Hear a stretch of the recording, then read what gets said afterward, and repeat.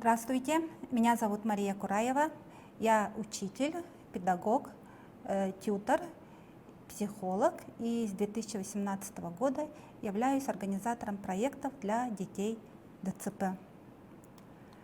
С 2015 года я являюсь мамой особенного ребенка ДЦП, и для того, чтобы развить своего ребенка, мне пришлось многому учиться, пробовать, и когда я поняла, как развивать своего ребенка, на что опираться, я стала организовывать проекты для детей ДЦП. Сегодня мы с вами поговорим об особенностях инклюзивного образования детей с опорно-двигательными нарушениями. Какие дети относятся к нарушениям опорно-двигательного аппарата, классификация детей детским церебральным параличом, виды обучения по ФГОС, особенности детей с ДЦП, организация обучающей среды, и расскажу о проекте «Социально-коммуникативная группа для детей ДЦП», которая сейчас реализуется при поддержке Фонда президентских грантов.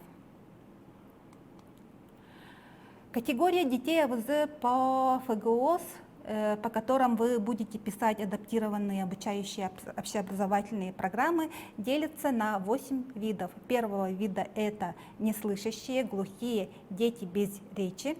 Второго вида слабослышащие дети. Третьего и четвертого вида это нарушение зрения.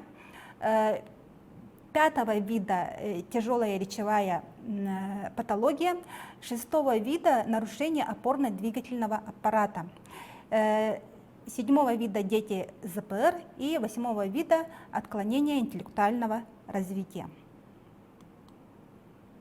Нарушение опорно-двигательного аппарата. Какие же диагнозы относятся к этим нарушениям? Это нарушение в результате заболевания полиомиелитом, детский церебральный паралич, генетические заболевания, поражение головного и спинного мозга от разных причин на ранних стадиях внутриутробного развития, травмы и врожденные деформации опорно-двигательного аппарата. К вам в школу после прохождения ПМПК придут дети с бумажкой, где будет написано, что дети будут обучаться по программе 6-го вида. Требования к адаптивной общеобразовательной обучающей программой начального общего образования для обучающихся с нарушениями опорно-двигательного аппарата. Есть 4 варианта этого вида. Первый вариант это предполагает, что обучающийся с нарушением опорно-двигательного аппарата получает образование, сопоставимое с образованием обычных здоровых детей. И ребенок может обучаться вполне в обычном классе с обычными детьми и справляться с программой общеобразовательной, программой среднего обучения. 6.2 тоже предполагает, что ребенок может справляться с программой общеобразовательной, но немножко пролонгированных сроках. 6.3 предполагает, что обучающийся по окончанию, то есть ребенок может не справляться с теми задачами, которыми поставлены для образования, начального образования детей, нормотипичных детей. Поэтому для этих детей нужен индивидуальный подход. Вариант 6.4 это дети с тяжелыми множественными нарушениями, для которых не обязательно учить математике, русскому языку, литературе. Это дети, которым требуется социализация, развитие коммуникативных навыков, и эти дети обучаются по специальной программе. 90% детей с нарушениями опорно-двигательного аппарата составляют дети с детским церебральным параличом.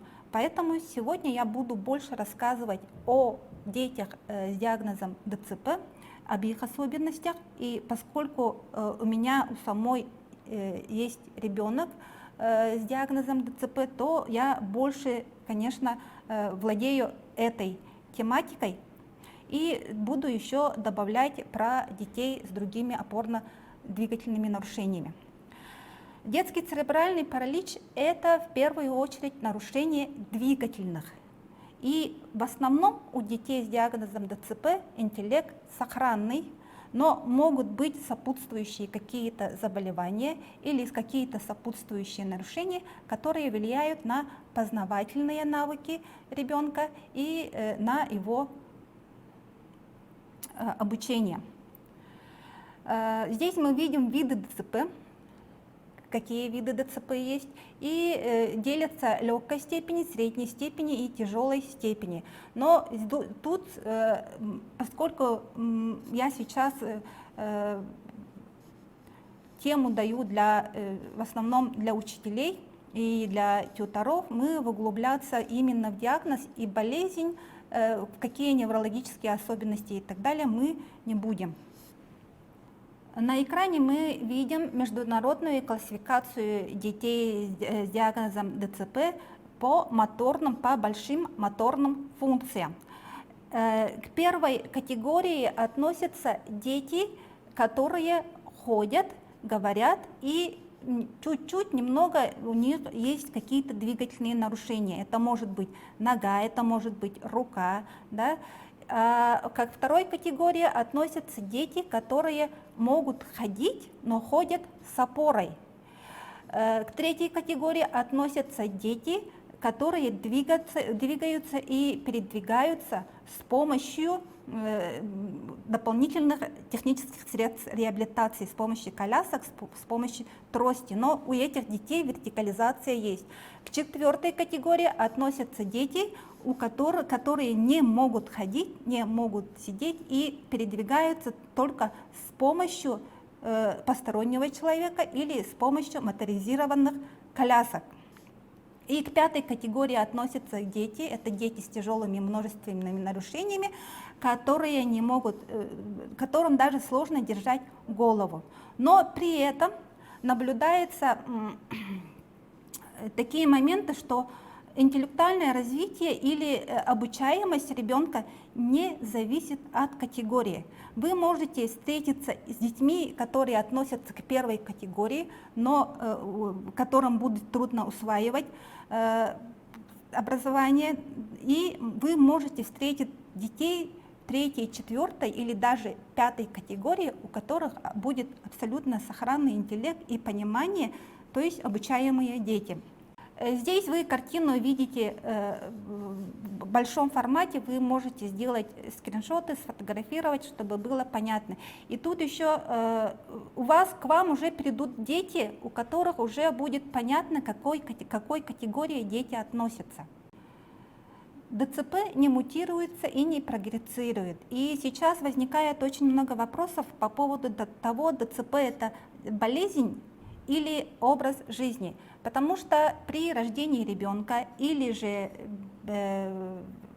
до родовом в утробе матери, или же ребенок получает травму после рождения, поражается какой-то определенный участок мозга. И этот определенный участок мозга, который отвечает именно за двигательные нарушения. Поэтому ДЦП не мутируется и не прогрессирует. Поражаются определенные части и все. Здесь мы видим исследования, которые провели родители детей с диагнозом ДЦП Санкт-Петербурга.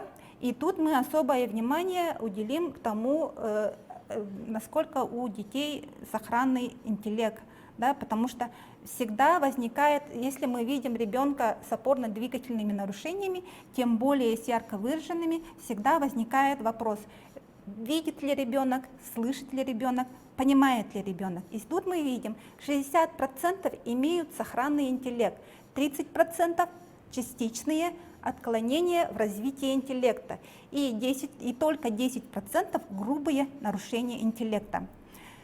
При диагнозе ДЦП, еще раз я повторяю, у детей сохранный интеллект, но он может отставать или не развиваться в связи с тем, что ребенок находится в бездвижном состоянии с нарушениями и не имеет опыта социализации. Тут мы видим проблемы развития детей с ДЦП, и здесь особое внимание я только уделю сейчас на то, что специалисты и педагоги, родители не видят потенциал ребенка и абсолютно медицинский подход к реабилитации, к образованию. Мы видим только диагноз, мы видим только болезнь, и на основе этого уже идет и диагностика ребенка, и отношение к ребенку. Например, я сейчас расскажу один случай. У меня на днях моя младшая дочка окончила университет, и с ней вместе учился парень с диагнозом ДЦП первой категории, то есть молодой человек, который передвигается, немножко такие деформации, и говорит тоже немножко с нарушениями. И этот молодой парень защитил диплом перед дочкой. И когда дочка зашла к преподавателям, она стала свидетелем момента, когда преподаватели разговаривали между собой об этом молодом человеке. И они сказали: у него сохранный интеллект, но он не подготовился. Вот представляете, парень отучился в средней общеобразовательной школе, закончил школу, поступил в университет, высшее учебное заведение, и ему, наверное, сейчас 23-24 года. И до сих пор ему приходится доказывать, что у него сохранный интеллект. Если бы это был обычный молодой человек, то преподаватели сказали бы: умный мальчик, но не подготовился. Да? А тут нашим детям все время приходится доказывать, что у них сохранный интеллект. Дальше. Поскольку я являюсь организатором проектов для детей ДЦП, тут мы видим результаты, да, как показывает практика реализованных и реализуемых сейчас проектов. Здесь я хочу остановиться на том, что возрастные особенности детей развиваются так же, как и у нормотипичных детей. То же самое. И вот я тоже сейчас говорила про сохранный интеллект. И если у ребенка есть ментальные нарушения, ребенок не понимает, это уже получается другой диагноз с опорно-двигательными нарушениями.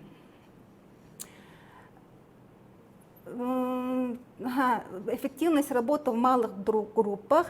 Дети обучаемые и нуждаются в коммуникации. И тут еще дети развиваются родителям. Требуется работа с родителями. Эффективность системы комплексной, создание среды для развития и междисциплинарный подход, наработка опыта, знаний у специалистов и педагогов, мотив развиваться и жить. И педагогический подход к реабилитации повышает реабилитационный потенциал ребенка. Медицинский подход подразумевает, что ребенок больной.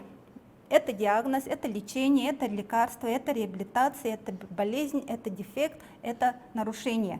Но поскольку мы с вами педагоги и наша задача учить ребенка, то нам нужно поменять полностью свое мышление и посмотреть на ребенка не как на больного, не как на человека с диагнозом, а как на ребенка, обычного ребенка, который равный, довериться ребенку и уважение, какой бы категории относился ребенок, какими бы способностями обладал ребенок, да, понимал, не понимал, уважать диагноз ребенка и уважать ребенка, вера в возможности ребенка.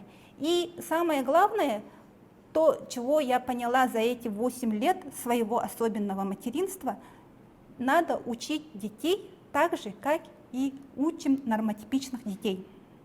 И от того, как вы будете относиться к своему ученику, вы будете относиться как к больному, у которого есть соответствующий диагноз, или как к ребенку, которому нужно немного другое отношение и немного адаптировать обучающуюся программу. От этого будет зависеть успех образования ребенка, получение знания. Характерные особенности психического развития детей ДЦП. Тут тоже в основном вот эти нарушения, они связаны именно с нарушениями двигательного восприятия, потому что у детей ДЦП, поскольку они начали позже ходить, позже двигаться, у них нарушается пространственное восприятие и пространственное восприятие своего тела. И вот эти вот особенности, они все относятся именно к этой особенности. Это особенности детей с нарушениями опорно-двигательного аппарата. Им очень сложно будет, то, что будет им сложно воспринимать.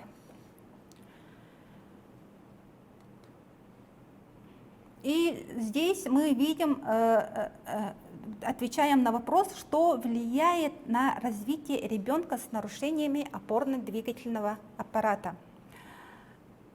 Вынужденная изоляция, ограничение контактов со сверстниками и взрослыми людьми в связи с обездвиженностью или трудностями передвижения. Это дети, которые в основном сидят дома, редко выходят в люди, редко общаются с другими людьми и не общаются со своими сверстниками.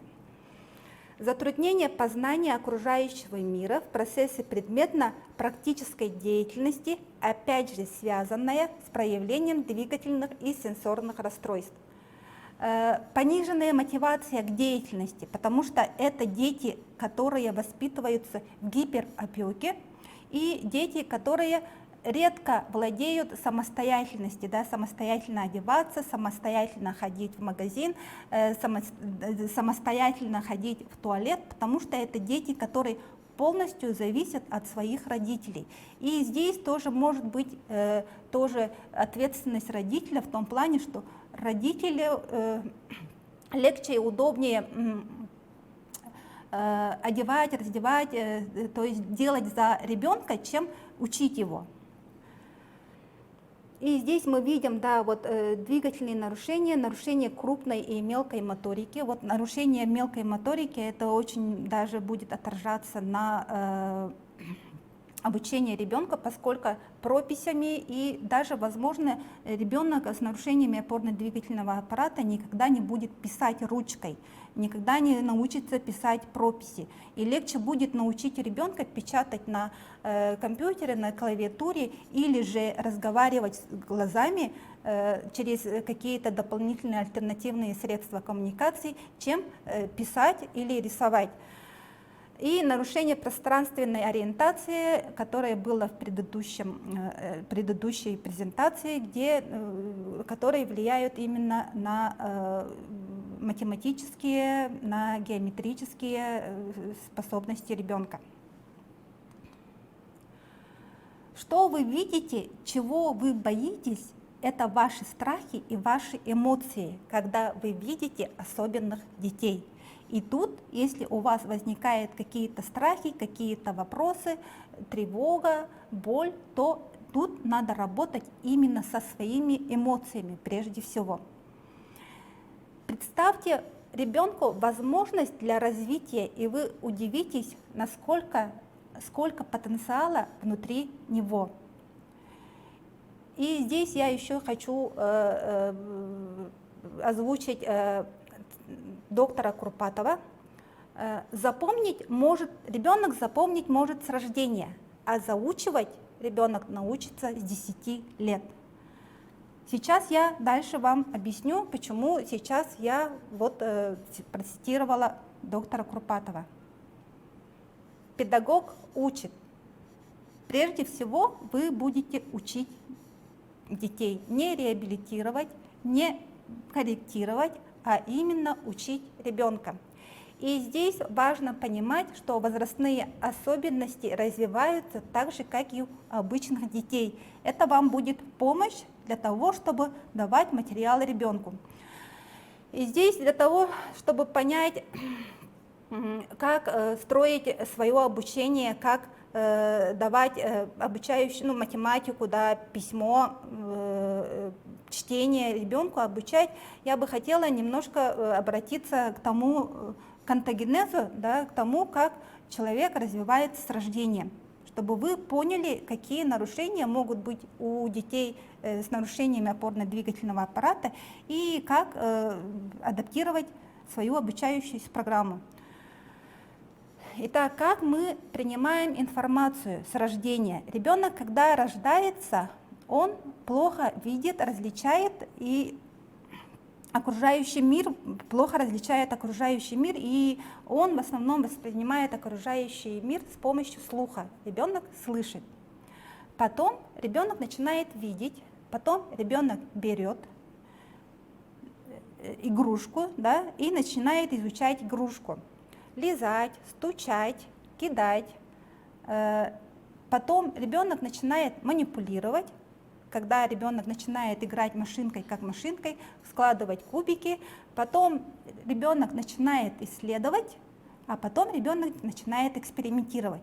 Дальше уже, где выделено желтым цветом, это уже идет развитие уже мыслительного процесса.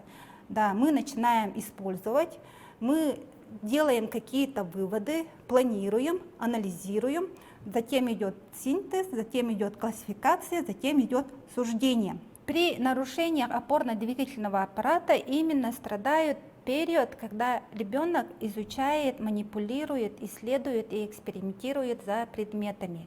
И, следовательно, именно этот момент может влиять на познавательные способности ребенка. И если мы видим, что идут какие-то нарушения, то есть ребенок изучает, если мы даем ребенку предмет, он берет и изучает этот предмет по-другому, значит, у ребенка нарушен процесс принятия информации.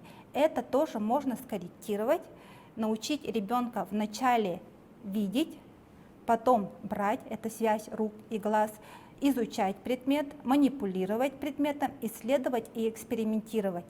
А дальше уже по планированию, по анализу, по синтезу уже идет тоже соответствие с возрастными особенностями. Здесь мы видим уровни развития мозга по классификации нейропсихолога Семенович Анны Викторовны от 0 до 12 лет.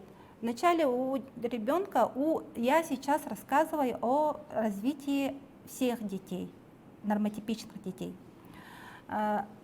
Вначале у ребенка формируется «я хочу». Это в основном инстинкты. И здесь формируется именно вертикальное, горизонтальное, сенсомоторное взаимодействие, связь рук-глаз, связь рук-ног, связь языка и глаз, связь рука и мозг. И именно в этом периоде могут быть нарушения, могут происходить нарушения у детей, поскольку дети именно в этом возрасте от 0 до 3 лет, они малоподвижны. В основном это страдает связь рук и глаз, да? То есть бывает так, что у ребенка в первую очередь идет рука, а потом уже глаза. Или же вообще ребенок может не смотреть, а именно изучать предмет ощупью. То же самое могут быть нарушения, когда ребенок не может следить за движущимися предметами. Дальше у детей развивается процесс «я могу». Это формируются сложные двигательные функции и созревание чувственной сферы. Здесь операционный уровень заложенных и приобретенных в течение жизни навыков и автоматизмов. Это про то, что ребенок вначале начинает пить из кружки, кушать ложкой, затем сам одеваться, завязывать, развязывать ботинки, и дальше уже идут более сложные двигательные действия. Опять же, тут же тоже может быть нарушение у ребенка, если у ребенка нет опыта нет самостоятельности. Далее формируется уровень «я должен». Это произвольная саморегуляция, это программирование. И здесь, когда у ребенка начинают возникать вопросы, почему, зачем, где, то есть начинается развиваться вопросительная функция. И опять же, этот уровень может у детей не развиваться или медленно развиваться в связи с тем, что у ребенка двигательные нарушения, и в первую очередь в связи с тем, что у ребенка нет опыта общения со своими сверстниками или с другими людьми. Здесь про мышление. Обратимся к развитию мышления. И я вам сразу скажу, что вот слова «покажи», «переложи», «где», «собери» они являются самыми отрицательными словами для детей ДЦПшек.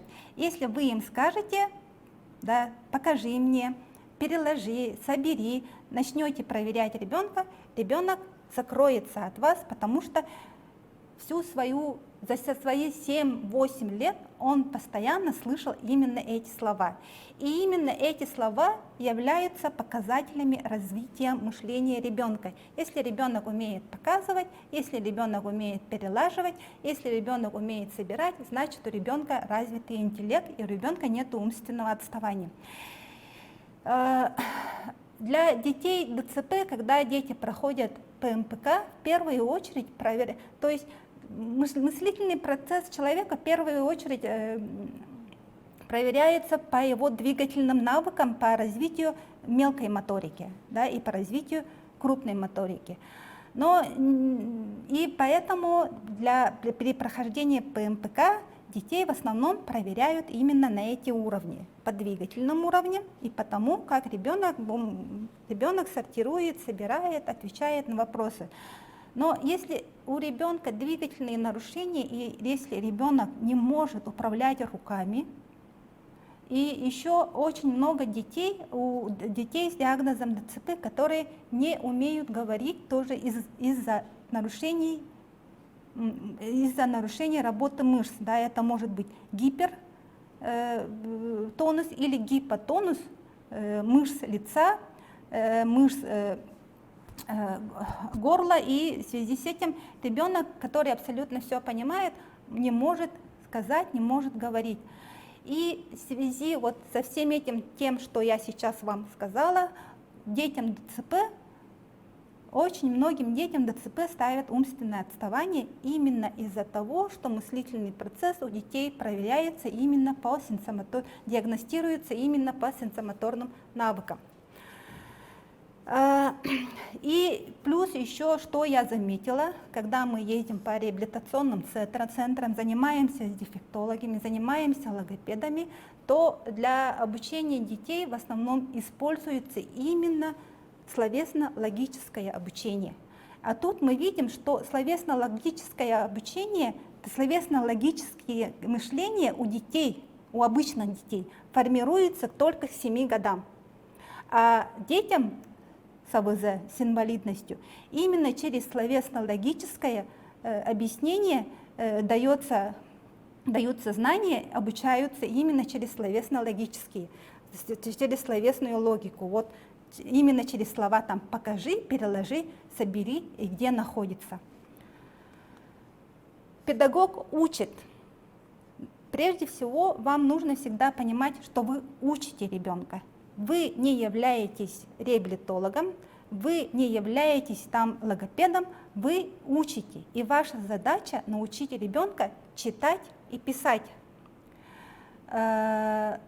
И методы, которые вы будете использовать для этого, они никак не будут отличаться от тех методов, которые вы используете в работе с нормотипичными детьми. Но вам придется немножко уже варьировать, адаптировать именно в связи с особенностями развития ребенка. Здесь мы видим, что я тут рассказала вам про сенсомоторное развитие, да, то есть у детей может быть нарушено пространственное восприятие, это связь рук, глаз, и ребенок очень плохо понимает свое тело, чувствование тела, нет чувствования тела, поэтому у ребенка может быть проблемы с пространственным восприятием. И про мелкую моторику тоже я рассказала, мелкую моторику тоже можно адаптировать специальными средствами.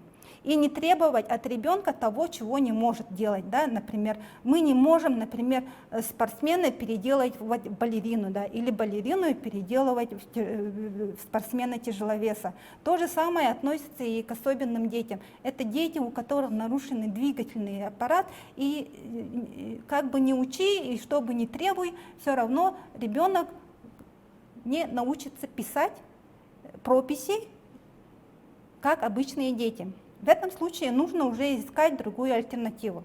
Крупная моторика – это дети, к вам может прийти дети, которые плохо держат голову даже, которые не могут сидеть, и тут тоже нужно их адаптировать.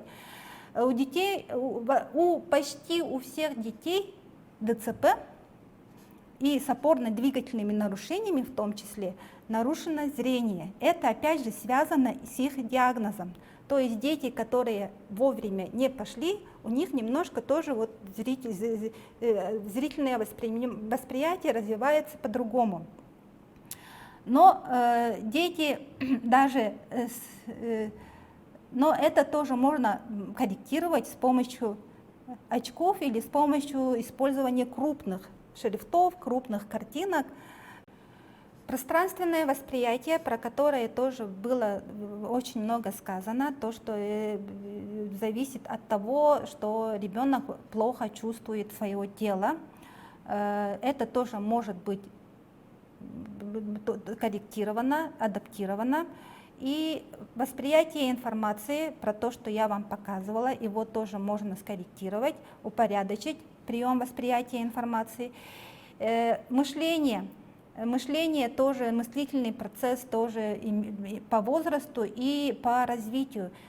К вам могут прийти дети, которые еще не доросли до словесно-логического восприятия, и тогда с ними нужно работать наглядно-образно и даже наглядно-действенно, но при этом учитывать возрастные особенности ребенка. Например, бывают такие случаи, когда 5-летнему ребенку начинает петь сороку-воровку, да, потому что видят, что ребенок не двигается, лежит и воспринимает его как ребенка младенческого возраста. Но интересы детей, они соответствуют возрасту. И никак не нужно ребенку, которому 8, 9, 10 лет, даже если ребенок ничего не понимает, читать песенки, детские песенки. С детьми нужно разговаривать в соответствии с их возрастом, так же, как и с обычными детьми. И требовать то же самое, так же, как и вы требуете у обычных детей. И про возрастные особенности я тоже сейчас вам сказала. Сейчас мы перейдем к организации учебного пространства. И от того, как вы будете позиционировать ребенка, и от того, насколько будет удобно ребенку сидеть во время учебного процесса, от этого будет зависеть 60-70% успеха, усваиваемости и обучаемости ребенка. Скорее всего, дети ДЦП, которые к вам приходят, или дети с опорно-двигательными нарушениями, они будут обучаться на дому, и вы будете к ним ходить. И у детей, вот здесь мы видим на картинке, первая картина, где выделено красным, здесь я вам показываю, как нельзя сидеть ребенку. Представьте себя вот в таком вот положении у себя в офисе или у себя в учительской, да? Вот в таком положении вы сидите и обучаете детей, или же вы сами учитесь. Насколько вам будет удобно воспринимать информацию? Здесь вот очень важно, чтобы у ребенка был удобный стол, стул и крепление для рук и ног. Есть специальные ручки для того, чтобы ребенок мог писать. И можете использовать карточки, которые ребенок, если вы понимаете, что ребенок плохо видит, да, вы можете использовать большие карточки. Говорящие кнопочки, я вам их тоже покажу. И высокотехнологические вспомогательные устройства тоже я вам покажу, какие они есть. Это для детей, которые не говорят, но все понимают. Также вам для детей, для всех детей ДЦП требуется тьютор. На самом деле для детей должен быть ассистент. Если ребенок первой категории придет к вам в класс, в общеобразовательный класс, то у этого ребенка должен быть ассистент, который будет помогать ребенку при двигательных каких-то проблемах, да, пойти в туалет, достать там что-то, написать. Именно при двигательных моментах, при двигательных проблемах, при двигательных моментах помогает ассистент. А тьютор, он помогает, если у ребенка есть еще проблемы познавательного характера. Но у нас, к сожалению, да, нету ни тьюторов, ни ассистентов, и во многих случаях мамы, сами родители становятся тьюторами, сопровождающими для своего ребенка. И я считаю, что это неправильно, и это тоже влияет, сказывается на обучаемость ребенка, на то, как у ребенка будет формироваться его самостоятельность. Представьте себе, если вас, да, все время до окончания учебы вас сопровождал бы родитель, один из родителей, да, постоянно везде при том. Работа с родителями. Тут про работу с родителями вам нужно учитывать те моменты, что когда рождается ребенок именно с особенностями развития, и это всегда большой стресс для родителей. И к этому никого не готовят и никого не учат. И родитель проходит именно те моменты, которые называются ПТСР, да, посттравматические расстройства, или же получает такой же стресс, как при смерти близкого человека. Да? И родитель может находиться на разных стадиях принятия. И плюс еще есть очень много родителей, которые сами обучаются и сами знают очень много. Да? И поэтому с родителями нужно быть в партнерстве. Всегда в партнерстве с родителями, спрашивать у родителей, что можно, что нельзя с ребенком, что умеет, что не умеет ребенок. И еще про то, что еще вот хотела бы еще тут здесь вам сказать, если вы занимаетесь с ребенком дома, то обязательно тоже уточниться у родителей, что можно сделать, что нельзя делать. И вы учите ребенка читать и писать. И на большее, если хочет родитель чего-то большего, там массаж какой-то логопедический провести или что-то проводить, вы не обязаны этого делать. Работа с одноклассниками и с родителями – это тоже один из важных моментов социализации ребенка. И от того, насколько будет социализирован ребенок и насколько он научится общаться со своими сверстниками, с вами, с другими педагогами, это тоже будет влиять на познавательные навыки и на обучаемость ребенка. И здесь, да, нужно проводить тоже беседы с родителями одноклассников и самими детьми, чтобы ребенок без лишних там проблем адаптировался в класс. Дальше вот организация учебного пространства. Здесь мы видим, вот обратите внимание на ребенка, который сидит на стуле. И здесь ребенок привязан разными ремнями, и ребенку удобно сидеть. Насколько от того, насколько будет удобно сидеть ребенку, будет зависеть усваиваемость. Если, например, ребенок будет висеть и бояться, что упадет, да, и все мышцы, все контрактуры, вся спастика у ребенка выйдет, и ребенок будет сидеть, и мозг будет только думать о выживаемости, о том, чтобы не упасть, и будет бороться с этой спастикой. 80%, 70% мозга будет работать над этим. А для того, чтобы освоить вашу программу, то, что вы говорите, останется только 30%. А если вы правильно позиционируете ребенка, ребенку будет удобно, то вот эти уже 60%, они уже будут ваши. Правила подбора стула. Обычно стул здесь нужно учитывать ширину, длину, высоту, и чтобы ребенку было удобно, чтобы ребенок не болтался, и при этом еще даже могут быть у вас дети, которые плохо держат голову, и есть даже удерживатели для головы, чтобы ребенок специально очень хорошо сидел. Но, конечно, эти коляски, они стоят очень дорого.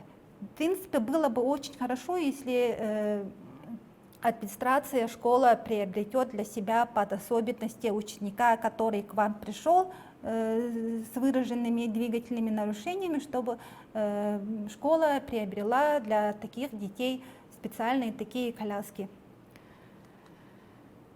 Здесь организация тоже учебного, да, вот парту, конечно, лучше с таким вот с фигурным вырезом, чтобы можно было туда подвинуть коляску, стул, и ребенку было удобно сидеть. Здесь мы видим ручку специальную для того, чтобы у детей руки могут быть, они в тонусе, да, с разными такими с нарушениями, с которыми ребенку будет трудно справляться, и даже есть, например, мой сын вообще не чувствует левую руку. Кнопочки, вот специальные такие кнопочки, они записываются, там можно, например, записать «да», «нет», и уже можно с помощью этих кнопочек разговаривать с ребенком, и ребенок вполне может отвечать на ваши вопросы, да, например, 1 плюс 1 равняется 2, да, нет, да, можно таким образом проверить у неговорящего ребенка. Там в кнопочках записать «да», «нет», «еще», «хочу», «не хочу», «могу», «не могу», вот такие вот для основные ответы записать в кнопочках, и с помощью этих кнопочек можно разговаривать.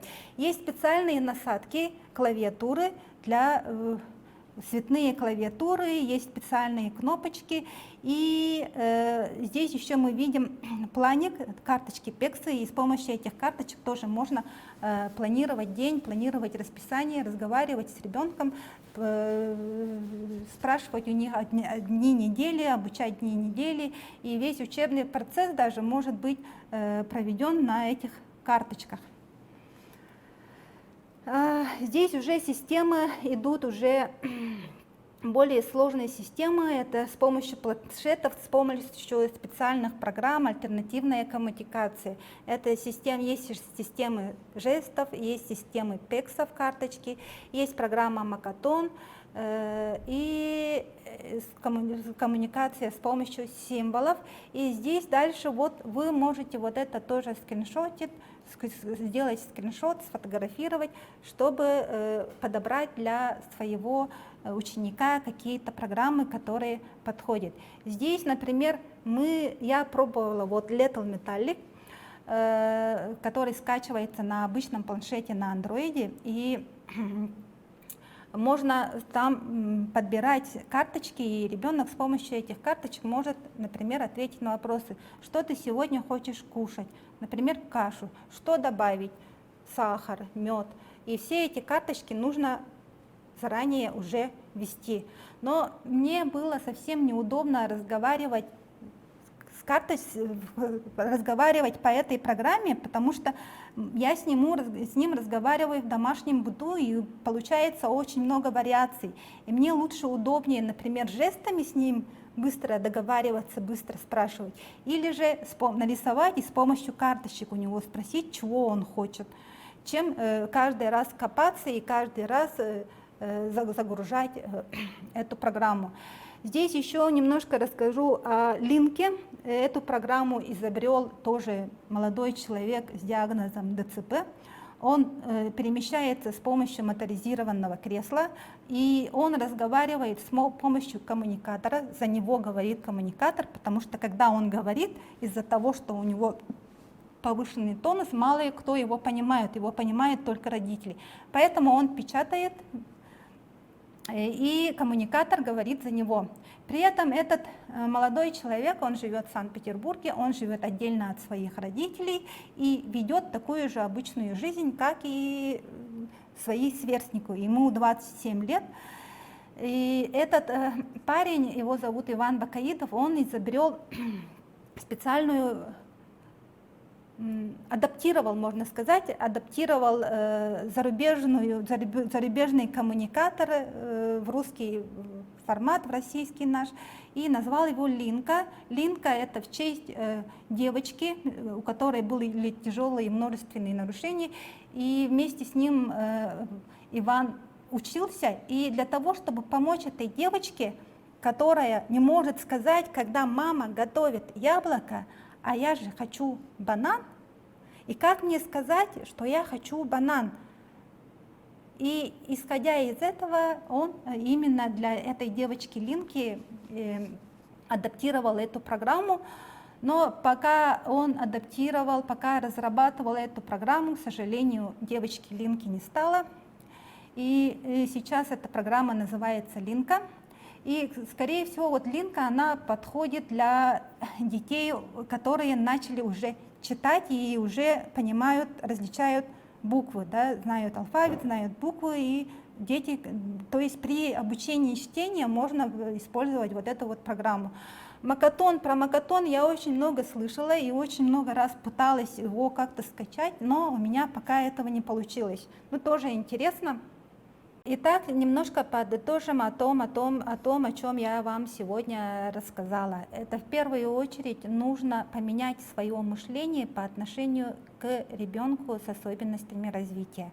Прежде всего ребенок, прежде всего мы педагоги, и прежде всего нам нужно воспитывать и нам нужно учить ребенка. Не ставить диагноз, не искать какие-то дефекты и так далее, а именно опираться на ребенке, на его интересах и на его особенностях и помогать ребенку. В свое время мне очень помогло высказывание одного педагога Лорица Малагуци, который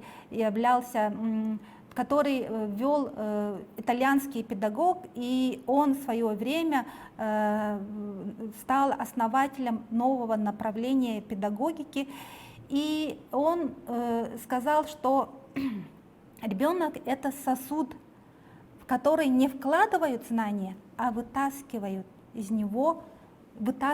ребенка его способности. И именно опираясь на способностях, на интересах, на возрастных особенностях ребенка, да, именно это будет вашей палочкой-выручалочкой, потому что подростки также будут интересоваться рэпом, какими-то видео часами и так далее, младшего школьного возраста будут интересоваться, будут смотреть мультики, слушать музыку, и тема будет такая же, им будет интересна такая же тема в соответствии именно со своими, с обычными сверстниками.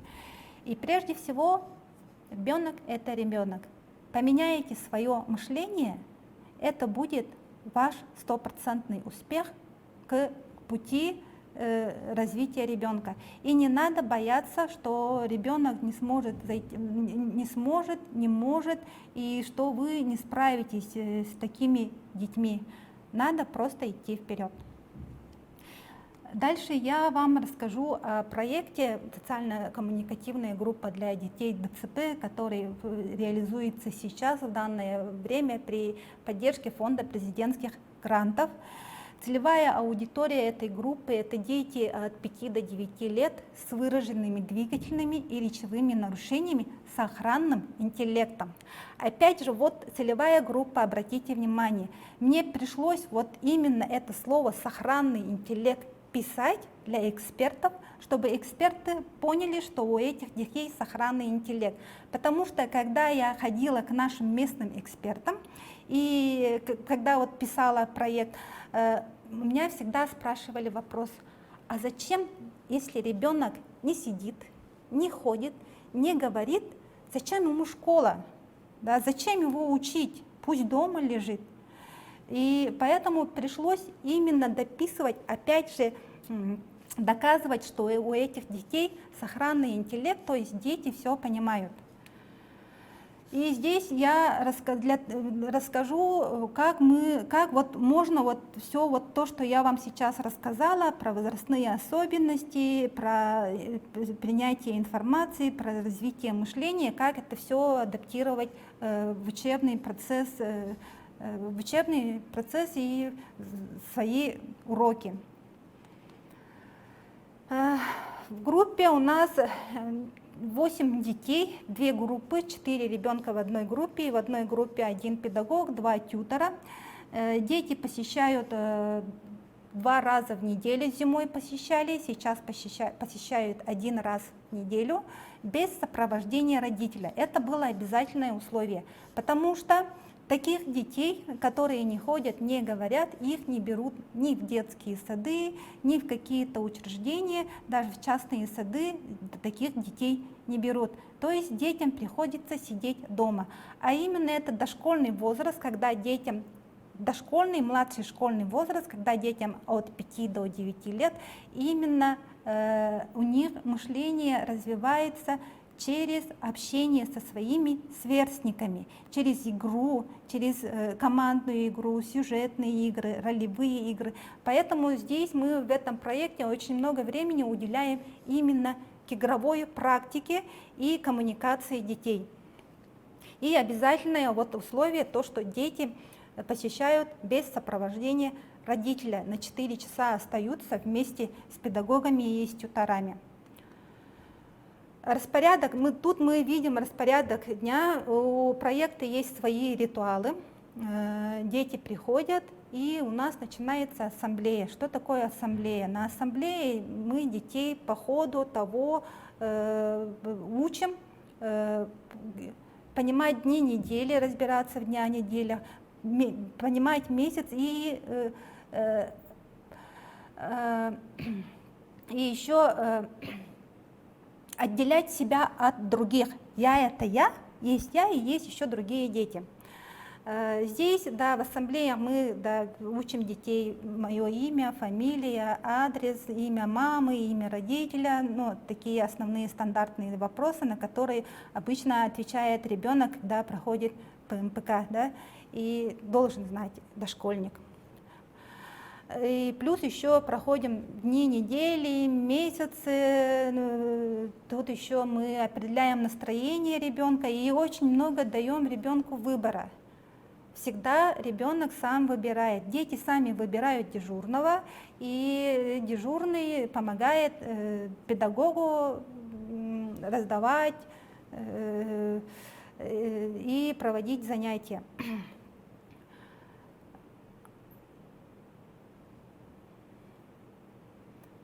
Тут вот занятия у нас в основном проводятся в игровой форме, поскольку именно это тот возраст, когда формируется образно-наглядное мышление. Поэтому здесь очень много творческих игр и используем очень много творчества.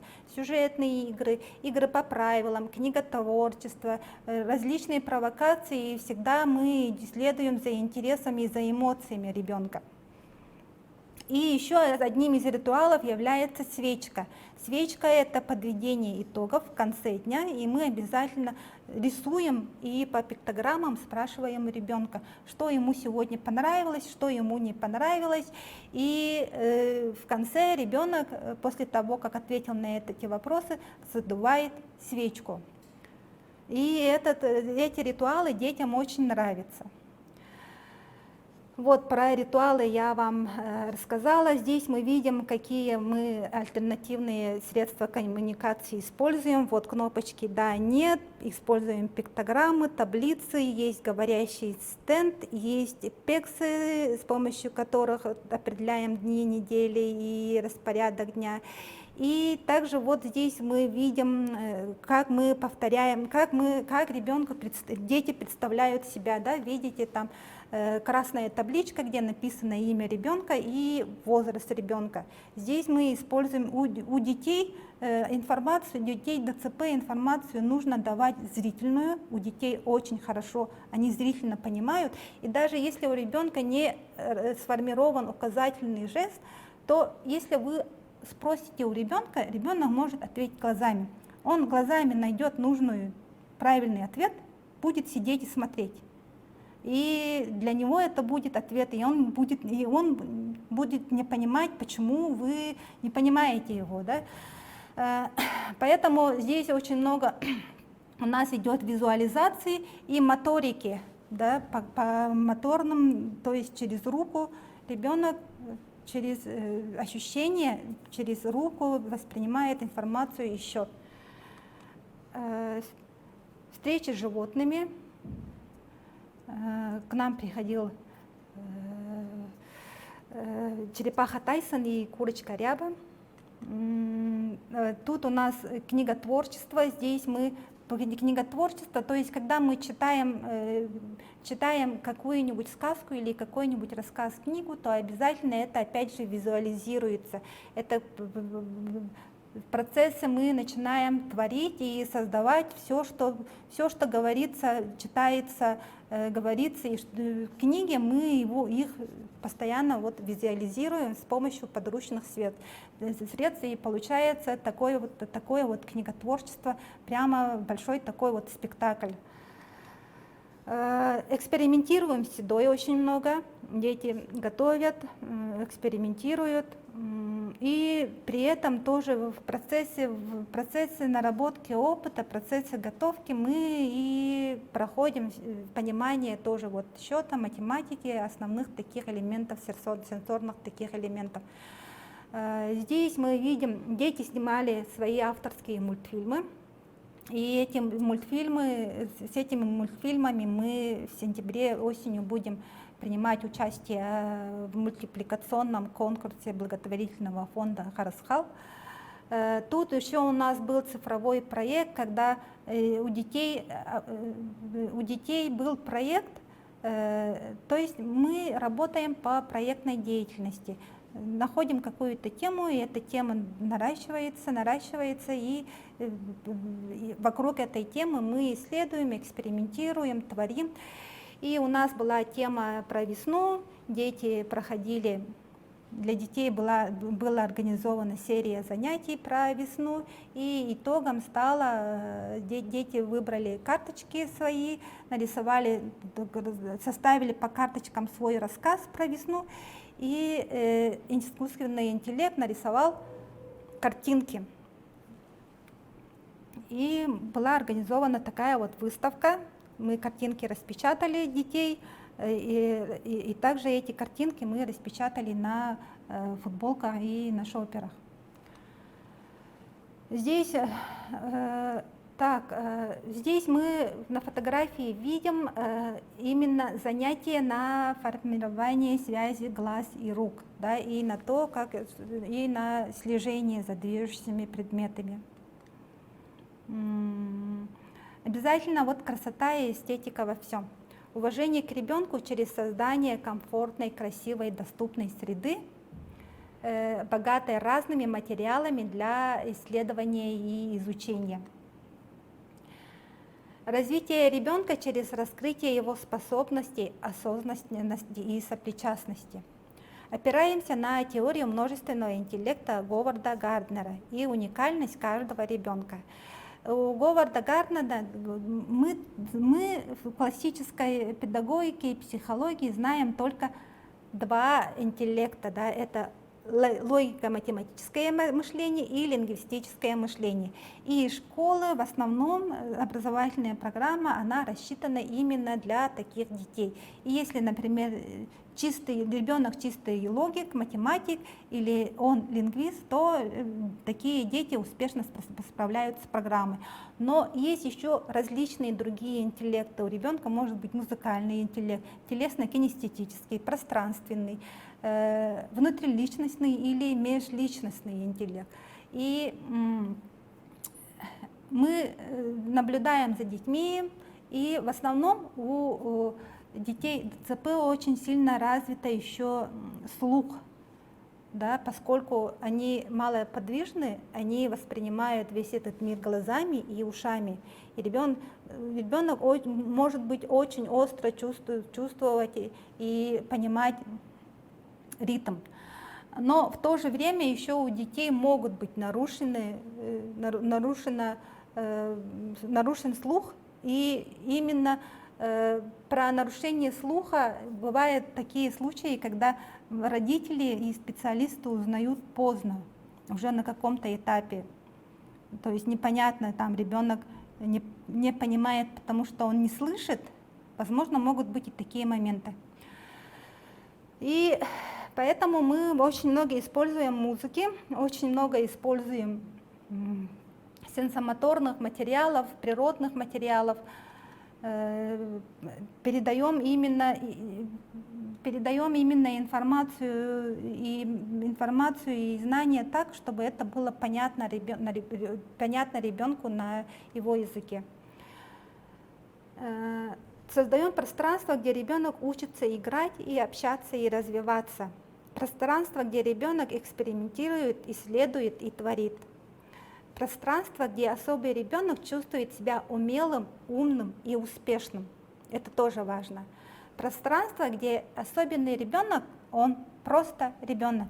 Это дети, от которых постоянно чего-то хотят. Мы хотим, чтобы они ходили, мы хотим, чтобы они говорили, мы хотим, чтобы они двигались так же, как и обычные.